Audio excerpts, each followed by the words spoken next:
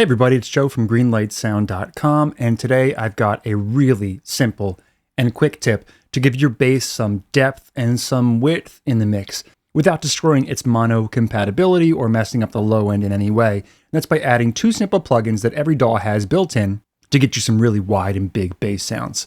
So the first thing I want to do is just play the bass part by itself. Here's the raw bass track.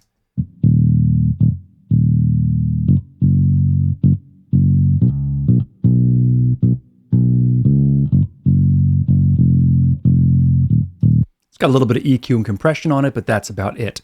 The two plugins we're going to be using are going to be an EQ, so whatever your DAW has as its stock built-in EQ is fine, and a chorus plugin as well, and most DAWs have some type of chorus built in. These are both Studio One stock plugins.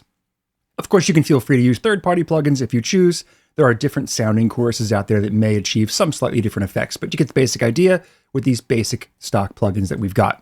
For the EQ, the first important step is this. We're going to cut everything pretty much below 300 hertz. So we do a high pass filter or a low cut below 300 hertz. And that does two things. Number one, it makes sure that we have a really solid centered low end of our bass part that stays right up the middle. And also makes sure we don't get any frequency cancellation, no comb filtering down in the low end where we kind of lose the bass by doubling it up in a parallel process. Then we put a chorus plugin on after that. And you can mess with all the different components of the chorus, the delay, the depth, the LFO shape, the width, all that stuff to get the sound you'd like. You can see the settings I have on the stock chorus right down here. And I'm going to blend this in now with this fader. This is a parallel process, so I'm sending the bass track to this fader, and I'm going to blend it up as it plays.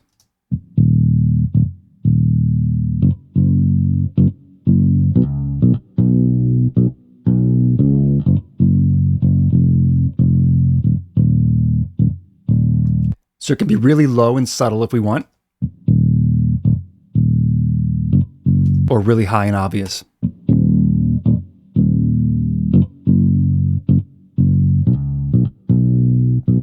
Most mixes I'd be going pretty subtle with it.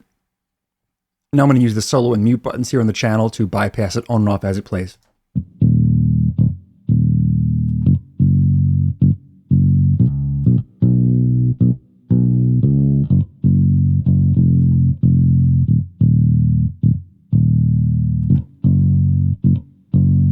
I'm going to push it up really hot now and turn off the EQ because you can hear what it sounds like if we leave all that low end information in the parallel track.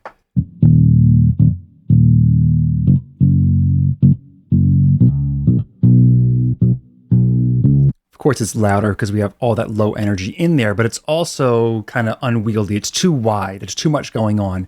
But that little cut on the bottom end makes a big difference.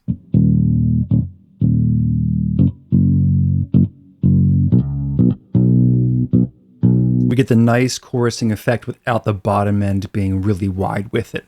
So there we go, really simple trick using a 300 hertz high pass or low cut filter and some chorusing on a parallel track to make your bass have some more width and depth to it while still preserving that good solid low end of the bass part.